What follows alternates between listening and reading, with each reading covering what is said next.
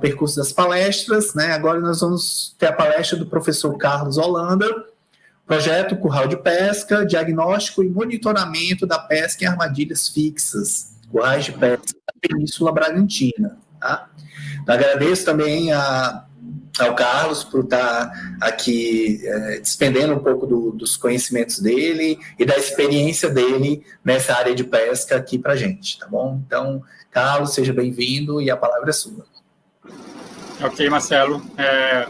Inicialmente, eu gostaria de agradecer pelo convite, né, do Marcelo aí, da UFRB, né, tenho vários amigos aí na universidade, e é sempre bom a gente agora, né, se é um ponto positivo da pandemia, é esse que a gente está reencontrando os amigos, né, mesmo que seja virtualmente, né, e é muito interessante essas palestras, essas lives para os nossos alunos também, que eu já vi que tem alguns aqui, né, que estão participando. Eu sou professor da Universidade Federal do Pará, né, em Engenharia de Pesca, me formei na UFC, né, em Engenharia de Pesca, fiz mestrado e doutorado também na UFC, né, mestrado com parte de Pargo, né, com a ciência e tecnologia pesqueira, e doutorado com arrasto de profundidade, né, aqui na costa do Amapá, né. Aí, a gente não trabalha só com pesca industrial, né, a gente também é voltado para a pesca artesanal, e de onde surgiu, né, o projeto Curral de Pesca, que a gente vai apresentar agora para vocês. Vou abrir aqui a apresentação.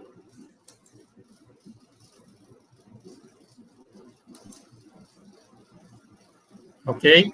Então, a gente vai falar um pouquinho sobre o projeto Curral de Pesca, diagnóstico e monitoramento da pesca em armadilhas fixas e currais de pesca na Península Bragantina, certo? De onde é que surgiu o projeto Curral de Pesca, né? Inicialmente, um aluno, isso em 2016, mais ou menos, ele nos procurou, né? Ele, sendo filho de pescador, né? Filho de dono de curral, né? Ele também já tinha trabalhado com curral, né? E ele queria fazer o TCC dele, né, em cima dos currais de pesca. Ele queria devolver para a comunidade dele, né, o que ele estava aprendendo aqui na engenharia de pesca, né? Então, ele fez o TCC dele, ficou muito bom o TCC, né? A comunidade se interessou bastante e foi daí que surgiu a ideia de criar o projeto Curral de Pesca, né? Inicialmente, com a gente aqui, o Laboratório de Pesca e Navegação, LAPEN, e aí convidamos mais 2 professores, né, com seus laboratórios, né, o Laboratório de Probióticos, com o professor Carlos Cordeiro, e o LAQUIP, né, do professor Evaldo Martins, né, a parte de estatística, para compor também esse projeto, né. E a gente viu que só os professores, né, só a pesquisa, só a extensão, a gente não conseguiria ir muito longe. Então, a gente também convidou outros parceiros, né, para participar desse projeto. Convidamos a Secretaria Municipal de Aquicultura e Pesca, né, da Prefeitura daqui de Bragança, o ICMBio, né, a EMATER, né, que aí depois eu vou falar um pouquinho sobre a participação de cada um deles, e mais recentemente a Depará também, né, então aí a gente criou esse projeto Curral de Pesca, né, mas para a gente entender um pouquinho do projeto Curral de Pesca, né, a gente tem que saber, assim, né, o que é um curral de pesca, né, o curral de pesca é uma armadilha fixa, né, construída por um conjunto de estacas de madeira, né, que são os mourões, que são essas partes, que as madeiras mais grossas, né, com maiores diâmetros, né, e aí essa estrutura é chamada de espia, né, nesse caso aqui a gente vê 2 espias, tá certo? Elas são estrategicamente implantadas no solo de modo a aprisionar cardumes para dentro do cercado, ou seja, para dentro do chiqueiro, né, é onde realmente o peixe fica preso. Então, o peixe vem aqui, né, através das correntes e tudo, né, aí ele fica preso dentro do chiqueiro e não consegue mais sair, né? Então, por isso, é denominado de uma armadilha fixa, né, que ela está presa ao substrato, né? Então, a gente tem os mourões, né, como eu falei para vocês, que são essa parte mais grossa, madeira mais de diâmetro maior, o cintado, que seria essa parte aqui na horizontal, né, a madeira, e as varas, que seriam essas varetas aqui menores, né, que constituem aí o curral de pesca. Né, a gente vê algumas fotos aqui de currais, vários tipos de currais que a gente encontra, né, sendo que aqui na nossa região a gente encontra basicamente 2 currais de pesca, 2 tipos que a gente vai mostrar mais adiante. Então, antes da gente, dos pescadores, né, dos donos de currais, eles implementarem os currais de pesca, eles têm que observar algumas coisas, né? Dentre elas, o tamanho e declividade da margem, né? O tipo de substrato, né? Se ele vai ser arenoso, se ele vai ser de pedra, né? Tem que ser observado tudo isso. A flutuação da maré, ou seja, a maior maré, a menor maré, né? Como é o comportamento das marés ao longo do ano, né? Influência da correnteza e do vento, né? Então, tudo isso vai influenciar aonde será construído o curral de pesca. E isso ele já tem, assim, o know-how, né? Ele já tem essa experiência aí de longos e longos tempos, né? Então, inicialmente, o que é que a gente teria que fazer, né? Qual foi a nossa primeira atividade em relação ao projeto Curral de Pesca? A gente tinha que mapear as áreas de aglomeração onde ocorriam esses currais de pesca, onde ocorrem esses currais de pesca, né? Se vocês observarem aqui nesse trajeto, nessa linha aqui, alaranjada, isso aqui é a reserva extrativista, tá certo? E esses círculos em vermelho são as áreas onde já foram catalogados os currais de pesca aqui dentro do projeto Curral de Pesca. A gente observa que alguns estão fora da reserva, né? Mas a gente, mesmo assim, a gente está catalogando todos esses currais de pesca. No levantamento que a gente fez ano passado, em 2019, que foi quando realmente a gente começou nossas atividades do projeto, a gente já conseguiu cadastrar mais de 100 currais, tá certo? Esse ano era para a gente ter dado continuidade, mas aí, devido à pandemia, a gente deu uma parada e, provavelmente, né, se tudo der certo, ano que vem a gente continua com essa parte da catalogação aqui, né, dos currais de pesca, para a gente, né, numerar, a gente georreferencia, né, a gente entrevista os donos de currais, as pessoas que estão nos currais, né, a gente faz toda a caracterização, né, dos currais que são encontrados aqui na região. Então, a gente descreve esses currais, e como eu falei para vocês, a gente tem 2 tipos aqui, né, esse aqui é aquele, né, que tem 2 espias, né, a gente vê aqui, né, as 2 espias, e aqui a parte do chiqueiro, né, onde tem realmente a malha, e onde fica, né, a rede, e onde fica aprisionado o peixe, né, então, só relembrando aqui, só mostrando novamente, aqui são aquelas, as varetas, né, os mourões, o cintado, né, e propriamente a rede onde o peixe fica aprisionado. E aqui é outro tipo de curral, né, que a gente encontra na nossa região, que seria em forma de coração, né, a gente tem apenas uma espia, né, nesse caso aqui é uma espia, ele fica em áreas diferentes, né, dos currais com 2 espias, né, justamente por aqueles motivos que eu falei anteriormente, né, que a gente tem que saber a área onde vão ser construídos os currais. Então, em certas áreas é construído apenas currais de coração, que tem uma espia, tem o chiqueiro, né, que também tem rede nessa parte aqui, né, tem a tela, e aqui é o chiqueiro de matar, que é onde realmente fica o peixe aprisionado. Se vocês observarem aqui, eu acho que dá para ver que tem uma certa curvatura, né, aqui também não dá para ver muito bem, mas também tem a mesma curvatura. Então, o peixe, ele entra e ele não consegue mais sair, né? Mesmo que ele saia aqui para fora, para esse chiqueiro aqui, ele consegue, ele fica nadando e acaba voltando, retornando para dentro, justamente por causa dessa curvatura, tá certo? Então, por isso, né, esse formato de coração, vamos dizer assim, tem essas curvaturas que é para o peixe não fugir, não escapar e ele retornar para dentro do chiqueiro de matar. A gente também observa nas pescarias, né, as despescas, e existem 2 despescas, a diurna e a noturna, isso tudo é influenciado pela maré, né, uma armadilha, depende da maré, porque a maré vai secando, né, e o peixe vai ficando preso ali dentro do chiqueiro, e aí os pescadores, eles vão lá, né, nos currais 2 vezes no dia, né, pela manhã e à noite. E a gente fez testes estatísticos em relação a essas luas, né, as fases da lua, para saber se estatisticamente era comprovado que existia uma diferença, né, na captura, né, na biomassa que era capturada nas fases da Lua. E a gente viu que realmente existe essa diferença, né, estatisticamente foi comprovado pelo professor Evaldo, né, que é um dos nossos parceiros, e que existe essa diferença em relação às fases da Lua. Outra coisa que a gente já observou, mas ainda não fez os testes estatísticos, é a maior produção que existe das espécies na despesca da noite, né? Existe maior quantidade de peixes capturados à noite do que durante o dia, mas isso é visual, né? Então, um teste futuro que nós iremos fazer para a gente também mostrar estatisticamente se existe essa diferença na produção, né, entre as despescas diurnas e noturnas. A gente observa também o tipo de maré, né, as marés e a data de pesca, anota tudo, né, como é que estava a maré naquele dia, qual era a maré, né, a data da despesca. As principais espécies capturadas, né, a gente observa aqui, se vocês olham aqui abaixo, né, a gente tem, isso aqui é a pescada gó, né, esse aqui foi numa despesca noturna, e tem mais ou menos, né, nessa despesca foi mais ou menos 200 quilos de pescada gó, né, que foram despescadas, né. E existe a pesca de subsistência, né, isso na entre-safra, né, a pesca comercial, ou então as duas, né, tanto a de subsistência, que é para eles mesmos não consumirem o pescado que é capturado, ou então é vendido, né.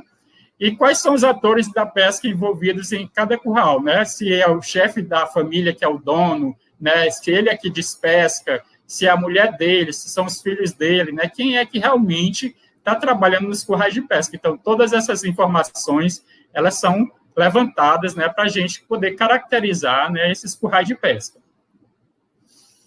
E aqui é uma lista preliminar, né, assim, foi a partir do TCC do João, né, que a gente observou essas principais espécies, né. A pescada gó, né, é a maior, né, a que vem maior quantidade, né, a safra mais ou menos começa em março. Isso vai depender muito se chove ou não, porque ela vem atrás do alimento, que é a sardinha, né, então a sardinha, ela prefere águas mais salgadas, então se chove muito aqui na região, a sardinha demora muito a entrar, então a gó vai demorar muito a entrar, né. Então, mas geralmente começa em março e vai até mais ou menos meados de agosto, né, a safra da gó. Então, é em grande quantidade, né, que é capturada, acontecendo casos até que os donos de currais, eles abrem o curral, né, abrem aquela tela, abrem aquela rede, para que as gós, né, elas escapem, né, para que elas não morram. Tamanha a quantidade de peixe que é capturado, né. E quando é capturado muito peixe, infelizmente, o valor do peixe ele diminui bastante, né? Então, por isso, eles preferem, está certo, né, abrir lá o curral para as espécies, né, para os peixes e escaparem, né? Mas a gente também tem o jiquiri, corvina, pescada amarela, predominantemente nos currais de coração, né, tainha, uritinga, bandeirado e bagre do mangue. Então, essa lista aqui, como eu falei para vocês, é uma lista preliminar, mas provavelmente a gente não vai fugir muito disso. Existe o cinturão também, né, que é uma espécie que vem bastante, né, mas a gente não vai fugir muito disso aqui. E a gente pretende futuramente fazer trabalhos mesmo de avaliação de estoque, né, coisas mais robustas em relação a essas espécies. Outro objetivo principal do projeto Curral de Pesca é a gente analisar os custos e a rentabilidade para a construção e manutenção dos currais de pesca, né? Então, a gente acompanha desde a montagem do curral, os custos que eles estão tendo com essa montagem do curral, né? Com rede, com o pagamento de mão de obra, né? Com todos os custos que eles têm, os custos também com a manutenção, porque existem tanto locais que não existem curral nenhum, e eles vão construir do zero, e existe também a manutenção, ou seja, já existe alguma estrutura lá montada, e eles vão apenas fazer a manutenção, né? Vão colocar a rede no chiqueiro, porque durante a entre-safra, eles tiram a rede, né, do chiqueiro. E algumas madeiras também, devido à forte maré, as fortes marés, as espias, elas são derrubadas, né, pela maré. Então, aí eles fazem a manutenção antes um pouco da safra, mais ou menos em janeiro, eles começam a fazer a manutenção dos currais, né, para depois, né, a partir de março, como eu falei, começar as despescas. E a gente observa também o valor de comercialização de todos esses peixes, né, para justamente a gente saber se esses currais eles estão sendo rentáveis, né, e viáveis, na verdade, viáveis e rentáveis ou não, se eles realmente não estão tendo nenhum lucro em cima dos currais de pesca. Então, nós observamos que sim, né, que alguns currais que são bem trabalhados, né, que os donos de currais eles estão sempre lá, eles estão despescando, estão fazendo a manutenção direitinho. A gente observou que esses currais, além de viáveis, eles são rentáveis, ou seja, além deles se pagarem, né, o pescador, o dono de curral, ele ainda consegue ter lucro em cima deles, né, com a venda do pescado.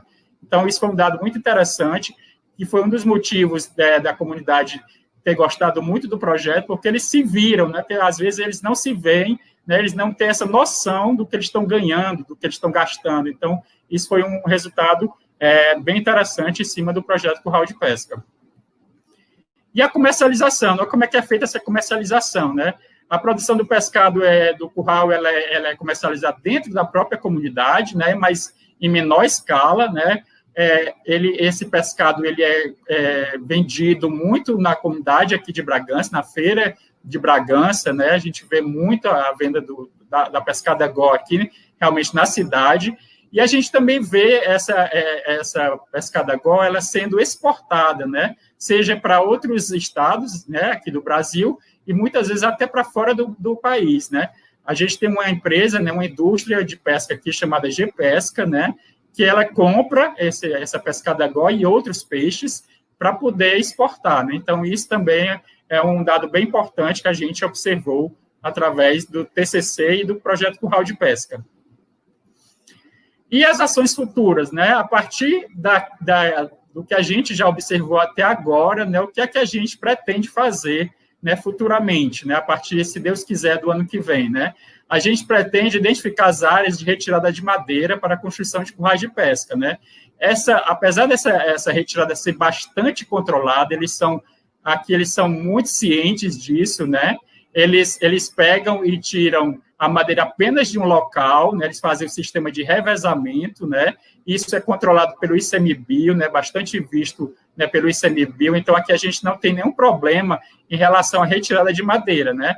Mas a gente quer justamente caracterizar, mostrar onde são as áreas que são retiradas essas madeiras, né? Isso aí a gente vai fazer a partir do ano que vem e, se tudo der certo, será o mestrado, né, do João, que foi o que começou o projeto, como eu falei para vocês. Então, uma das ações, um dos objetivos do mestrado dele é justamente identificar essas áreas onde são retiradas as madeiras.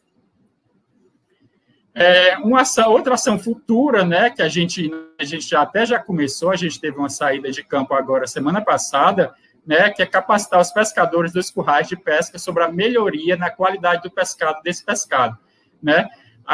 Essa empresa que eu falei para vocês, essa indústria, a G-Pesca, ela diz, tudo bem, eu compro o pescado de vocês, né, eu posso comprar, mas eu tenho que ver como é que está a qualidade desse pescado, né, porque aqui a gente tem um controle, é exportado, então eu tenho que ter né, ver bastante como é que está essa qualidade. Então, a gente começou a dar treinamentos, né, para o pessoal do curral de pesca, né, em relação ao gelo, em relação à despesca, né, porque até então a despesca é feita quando a maré seca totalmente, né, e eles apenas pegam os peixes e colocam ali no cesto, né, para depois levarem para suas casas. Então, o que a gente está informando agora é que não precisa secar totalmente, né, que para o peixe é melhor que ele seja despescado ainda com água, né, e depois seja colocado em gelo, né, para ter uma morte melhor, né, isso tudo para melhorar a qualidade do pescado. Então, é uma ação que veio do projeto de pesca, assim, né,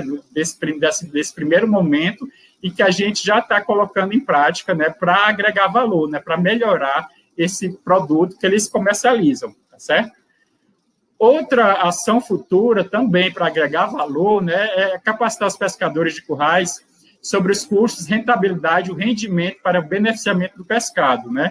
Ou seja, durante a safra, eu falei para vocês que existem, né, uma grande quantidade de pescada gó, de outras espécies que são liberadas, né, que são descartadas, vamos dizer assim, né? Então, a gente teve a ideia de pegar esse excedente, né, e filetar, né, pegar essa gó, essas outras espécies, filetar, congelar, né, deixar tudo bonitinho, para quando for na entre-safra, eles conseguirem comercializar por um valor maior, né?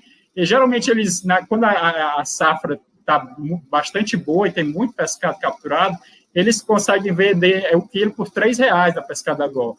Então, a gente fez esses testes e a cada 2 quilos de pescada Gol, a gente consegue, mais ou menos, a grosso modo, tirar 1 quilo de filé, né? Então, em vez de eles estarem vendendo a R$3, né, eles podem fazer isso, para a filetagem e tudo, congelar para quando for na entre safra eles conseguirem vender a R$15 a R$20. Então, eles vão ter um lucro muito maior, né, em cima disso. Então, a gente viu que isso seria uma boa alternativa também para agregar valor ao pescado, né, dos currais de pesca. Outra ação futura que a gente quer é propor o ordenamento, né, é uma coisa bem difícil de realizar, né, mas que a gente está aí com o ICMBio, né, para a gente tentar futuramente a gente ordenar, né, porque aqui na Resex os currais de pesca não são ordenados, a gente tem numa Resex vizinha da gente aqui que é ordenado já a pescaria, inclusive dos currais, tá certo? Que eu vou já mostrar para vocês, mas aqui na nossa região, na nossa Resex, ele ainda não é ordenado a captura dos currais de pesca, e a gente, através do projeto, né, a gente uma ação que a gente pretende realizar. Então, como eu falei para vocês, a gente tem aqui a Reserva Extrativista Marinha de Curupí-Piriá, né, que já tem uma portaria, né, de 2019, que proíbe a instalação dos currais de pesca em beira de canal e mangue. Tem que ter 3 balizas, ou seja, 3 sinalizadores, né, por causa da navegação dos currais de pesca, sendo um em cada espia, né, e um no chiqueiro, justamente, como eu falei para vocês, para essa parte da navegação noturna, né, e até mesmo para eles identificarem, para eles verem onde estão os currais de pesca dele, né, porque se for uma lua nova, por exemplo, né, tudo no escuro, eles não vão identificar, né, assim, facilmente os currais de pesca. Os pescadores devem ser registrados no ICMBio, o que já acontece aqui, né? Os donos de currais aqui, eles têm que ser registrados no ICMBio. A espia máxima tem que ter 100 metros, no máximo 100 metros, tá certo? A distância mínima de 50 metros entre currais, né? Não pode ser um curral colado no outro, tem que ter pelo menos 50 metros de distância entre um e o outro. A malha do chiqueiro tem que ser de 35 milímetros, a gente vê às vezes algumas de 25, 30, então lá a gente já vê essas malhas um pouco maiores, né, a partir de 35 milímetros. E um curral por família, que aqui também já existe nesse acordo, que apenas a família só pode ter um curral. E os projetos, né, que já vieram a partir do projeto Curral de Pesca, né? As comunidades aqui, eles têm um grande problema com o abastecimento de água, né? São comunidades afastadas, que você vai de voadeira, de embarcação, não são comunidades próximas que você possa ir de carro, né, ou de bicicleta, ou alguma coisa parecida. Então, através do projeto Curral de Pesca, né, foi a Secretaria de Aquicultura e Pesca, pela Prefeitura Municipal de Bragança, fez o projeto Saúde no Mar, né, e construiu essas 2 caixas d'água, né, esse tablado, e colocou essas 2 caixas d'água, e elas são preenchidas com água potável, né, para os pescadores, né, então eles vêm até essa localidade, né, que fica aqui na estrada que vai de Bragança até a nossa praia chamada Juruteua, e eles podem retirar essa água aí, né, então isso já veio, né, foi observado pelo projeto Curral de Pesca, essa necessidade, e a prefeitura, né, comprou a ideia e já montou essa estrutura aí para auxiliar os pescadores, inicialmente de curral de pesca, mas que vai beneficiar todos os pescadores aqui da região. E outro, esse aí futuramente, né, que é um projeto também com a prefeitura, né, com a Secretaria de Pesca, é a gente construir 4 currais, né, em áreas diferentes e ser monitorado diretamente pela universidade, né, diretamente pelo projeto Curral de Pesca, né. Então, ali a gente vai fazer, né, os nossos currais modelo para justamente propor aquele ordenamento que eu falei para vocês, né. Isso aí futuramente, né, porque a gente está nesse período agora de eleição e tudo, ninguém sabe como é que vai se comportar aí o ano que vem, né, nos próximos anos, mas se tudo acontecer e continuar a gestão, a gente já tem essa ideia aí, já tem esse projeto, né, para a gente continuar, né, em relação aos projetos Curral de Pesca. Aqui são algumas fotos das nossas parcerias, né? Aqui é o pessoal da Secretaria de Aquicultura e Pesca, o pessoal da Emater, aqui é o Leonardo, ele é um egresso aqui da Engenharia de Pesca, né? Ele foi nosso aluno aqui na Engenharia de Pesca. Aqui a Sheila, do ICMBio, né? Aqui as reuniões que a gente sempre faz, né? O projeto sempre prezou por isso, a gente tem que conversar com eles, né? A gente tem que saber as dificuldades, o que eles pensam, né? O que eles pretendem. Então, a gente já fez várias reuniões, né, com eles, justamente para mostrar o projeto Curral de Pesca e melhorar o projeto Curral de Pesca. Eu queria agradecer, né, que a gente não faz nada sozinho, né, então o LAPEN, a minha equipe do LAPEN, né, todos os bolsistas, monitores, estagiários, né, os voluntários, todos que fazem parte da equipe do LAPEN, ao laboratório do professor Carlos Cordeiro, do professor Evaldo, a Secretaria Municipal de Pesca, de Aquicultura e Pesca, o ICMBio, a Emater, a Depará, e principalmente aos donos de currais, né? Eles são, assim, eles abriram mesmo as portas para a gente, né? Eles viram que a ideia era interessante, né? E a gente está conseguindo trabalhar muito bem com eles, tá certo? E obrigado, né? E já vendendo um pouquinho do meu peixe, né? O LAPEN, né? A gente, aqui o nosso laboratório, né, tem o e-mail, a gente está nas redes sociais, né? A gente tem no Instagram, a gente tem um canal no YouTube, né? A gente está no Facebook e a gente tem um blog onde tem informações, né, bastante interessantes sobre as diversas pescas, as diversas pescarias que a gente encontra aqui na nossa região, tá ok? Então, era isso que eu tinha para apresentar.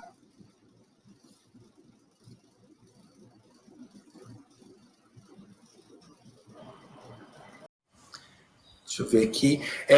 Carlinhos, eu vi que a área lá que envolve os currais de pesca é bastante grande, né? E aí, como é que é essa dinâmica de vocês de amostragem, né? É amostragem mensal, bimestral, assim, como é que tem braços para pegar toda aquela região, né? Isso é uma pergunta. E a outra pergunta, isso minha, né? A outra pergunta é com relação... você falou que tem tipos de currais, né? Tem currais diferentes, né? Com formatos diferentes. Se você já chegou a fazer um estudo para ver a diferença de espécies de capturadas, né? Nesses currais, né? Como é que é a composição de espécies em relação a esse tipo de currais? Beleza. Então... primeiro, em relação à logística, né? Você deve imaginar como é difícil, ainda mais nos tempos atuais, né? E é por isso que a gente tem nossos parceiros, né? Então, enquanto a gente aqui, por exemplo, tem uma voadeira, o ICMBio tem um motor, a prefeitura, né, a Secretaria de Pesca já tem gente, a gente bota os alunos, né? E aí a gente tem um cronograma de execução dessas saídas, né? Porque a gente depende muito da maré. E as marés aqui, elas são muito rápidas, né? Tanto para encher como para secar, é muito rápido. Então, você imagina caracterizar um curral de pesca desse, que só de espia ele tem quase 100 metros, né? Então, pegar a trena, ir lá, né, medir toda a espia, depois o chiqueiro, né? Tirar o ponto e tudo. Então, isso aí a gente faz... tem já um serviço, né, que a gente já está preparado para isso, né? A equipe já está montada e já sabe o que fazer, né? Então, mas é muito difícil, porque justamente tem essa parte do transporte também, né? Não é uma coisa que a gente pega o carro aqui, meia hora, né, 15 minutos, a gente esteja lá no ponto. Não, a gente desce, pega a voadeira, vai, né, passa o dia, né? Mas é um trabalho muito bom, muito, muito, muito gratificante, né? Então, graças a Deus, a gente está conseguindo realizar, né, muito bem esse trabalho. Em relação a outra pergunta... em relação à composição de espécies desses currais diferentes, tem muita diferença na composição de espécies? Tá. Não existe muita diferença, não. O máximo que aparece, às vezes, aparecem umas espécies maiores, como a pescada amarela, né? Que ela já é maior de tamanho, né? No curral de coração. Eles são maiores, né? Eles são mais difíceis de ser caracterizados, porque eles não secam totalmente, né? Então... Aí não dá para a gente descer, pegar a trena, ir lá medir e tudo, e caracterizar. Essa parte da caracterização realmente é bem mais complicada. O nosso sonho de consumo hoje em dia é ter um drone, né? Porque a gente vai fazer as imagens aéreas, vai fazer todas as medidas e tudo, né? Então, isso vai facilitar bastante. Mas as espécies, elas não mudam muito, né? Não existe uma grande variedade, assim, a diferença entre os 2 currais, nesses 2 tipos de currais. Existem outros currais, tá certo? Aqui na região, mas eles são menores, assim, em menor quantidade, né? Existem currais que tem até 3 chiqueiros, a gente já viu um curral aqui com 3 chiqueiros, né? Mas aí vai mudar a área, né? Vai mudar toda a estrutura, então, mas aí em relação a esses 2 são os que mais aparecem aqui na nossa região. Aí o Rafael Vitor, né? Professor, essa portaria é para todo o Brasil ou apenas para a região do projeto? Porque eu acho que na tua apresentação tu falou que era proibido alguma coisa lá, instalação do curral de pesca na entrada de saída de estuário, né? Alguma coisa assim. Não, essa portaria, ela é de uma Resex aqui, vizinha nossa, né? É Gurupi-Piriá, essa Resex que já tem essa portaria, né? Eles fizeram monitoramento, né? Eles fizeram todo esse ordenamento junto com o ICMBio e eles chegaram a esse ordenamento, né? Que é o nosso objetivo aqui do projeto Curral de Pesca, chegar a esse ordenamento aqui da nossa Resex, tá entendendo? E para isso a gente precisa fazer todo esse estudo, né? Para a gente dizer, olha, o curral aqui tem que ser assim, assim, assim, né? E lançar uma portaria dessa, porque a gente acha que o ordenamento ele tem que ser local, assim, né? Não tem que ser do Brasil todo, porque eu tenho certeza, e eu conheço, né, os currais do Ceará, né? Espraiado, aquelas praias de lá, né? Que tem um número imenso de currais que são diferentes daqui, né? Então, eu acho que o ordenamento ele tem que ser local, né? Então, para cada Resex, né? E a gente quer que o projeto Curral ele sirva de piloto, né? Porque aqui na nossa área, que a gente chama de Salgado Paraense, existem muitos currais, tem Colares, tem outros municípios, Salinópolis, Quatipuru, então são muitos municípios que têm curral de pesca. E a gente quer que o projeto Curral de Pesca sirva de piloto para a gente desenvolver nessas outras Resex também. E, Carlinhos, como é que é essa relação de vocês com os pescadores, né? Eles são bem acessíveis aos trabalhos que vocês estão fazendo? Ou tem aqueles que ficam mais cabreiros, assim, e tudo mais, que às vezes é um pouco complicado, né? Eles querem fazer algum trabalho assim com o pescador, ele já pensa que é IBAMA, já pensa que vai proibir a pesca, então quero saber como é que é essa relação aí de você com os pescadores. Marcelo, tudo é uma questão de confiança, né? O nosso curso, até registrando, a gente está completando 15 anos esse ano aqui, a engenharia de pesca, né? E, assim, eu acho que em algum momento eles cansaram de tanto responder questões e não verem nada em troca, né? Era só perguntando apetrecho, produção, barará, e não viam nada em troca. E isso foi cansando, é normal. Eu me cansaria, né? Se uma pessoa toda vez viesse me perguntar, você trabalha com isso, como faz, eu ia me cansar, né? E aí a gente teve essa facilidade de ter o João, né, o aluno, né, o aluno veio da comunidade, ele é pescador, né, e aí ele nos apresentou à comunidade. E aí a comunidade começou a perceber que a gente não estava ali para pedir, para perguntar como era, como é que eles trabalhavam, né? Lógico que a gente queria saber, mas a gente usou outra abordagem, né? A gente não usou essa abordagem, né, já tão usada, né, e tão cansativa, né? E aí a gente, como o Thiago falou, a gente foi observando a experiência deles, né? A prática deles. A nossa prática é outra, né? A nossa prática é muito acadêmica, né? Então, a gente foi observando a prática dele, a experiência dele, e fomos tentando, né, mostrar para eles que a gente podia melhorar alguma coisa, né? Então, esses 2 novos, vamos dizer assim, subprojetos, que é a parte, né, da qualidade do pescado e a parte da filetagem, já foram observações que eles poderiam melhorar, que eles não tinham se atentado para isso. Eles deixavam o peixe escapar, eles estavam perdendo dinheiro, estão perdendo dinheiro, né? Obviamente, falo aqui, é tudo controlado, pessoal. A gente também não vai abrir, né, matar todos os peixes, tudo que vier no curral, a gente quer que mate, né, que para vender, não, tudo controlado, né? Mas que eles consigam melhorar a vida deles, né?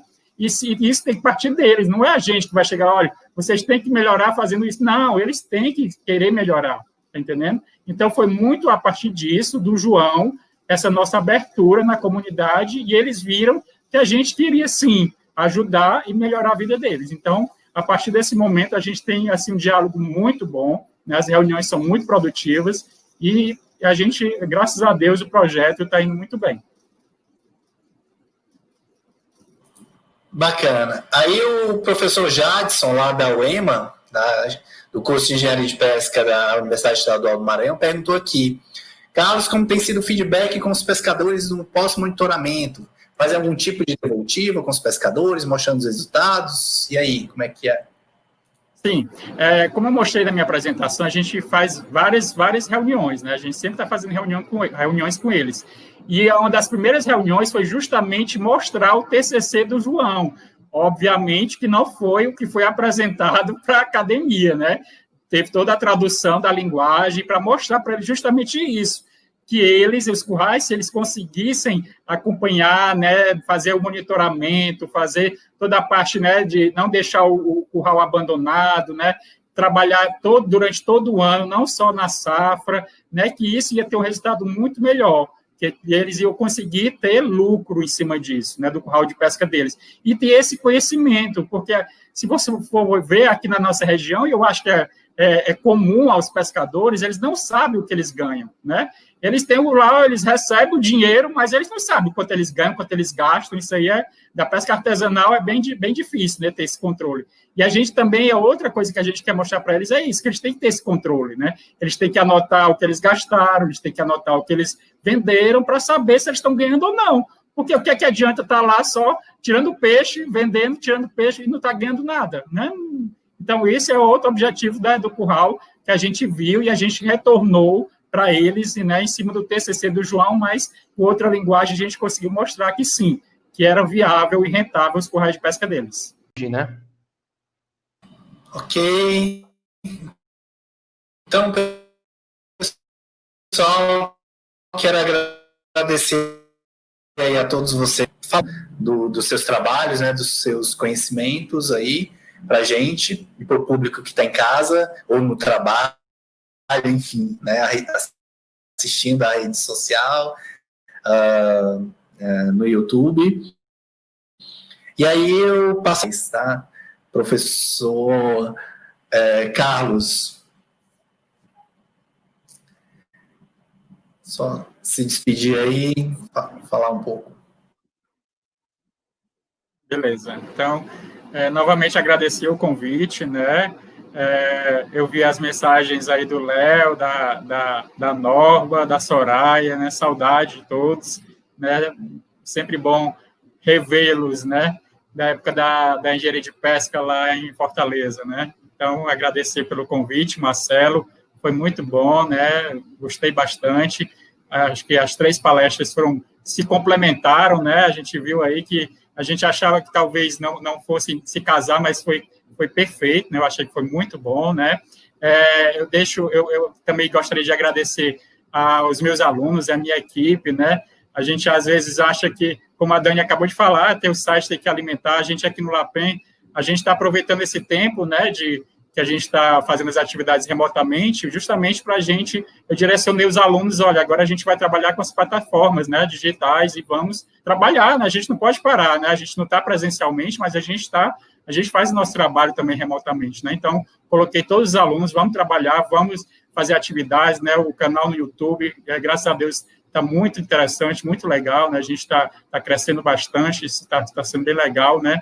E dizer para eles, né? Eu acho que foi o Tiago que falou em relação também à prática, né? Os nossos alunos, hoje em dia, né, eles têm que se voltar muito para a prática. Não agora, né, que não está podendo, mas nas suas atividades quando voltarem, quando retornarem, né? Eu sempre digo nas minhas aulas, assim, o que vocês estão me vendo falar aqui, vocês podem, daqui a 10 segundos, esquecer o que eu falei, né? E se vocês fizerem aquilo ali, vocês não vão esquecer o que vocês fizeram. Então, façam prática, né? Não acreditem só que o professor Carlos está falando aqui, mas vão para a prática também, né? Vão conhecer, vão ter experiências, né? Então, acho que esse é o recado que eu deixo para os discentes aí da engenharia de pesca e para todas as áreas, né? Participem de prática, vão para a prática. E agradecer, desejar uma boa tarde, né? Para o Tiago, para a Dani, para você. Então, muito obrigado por tudo.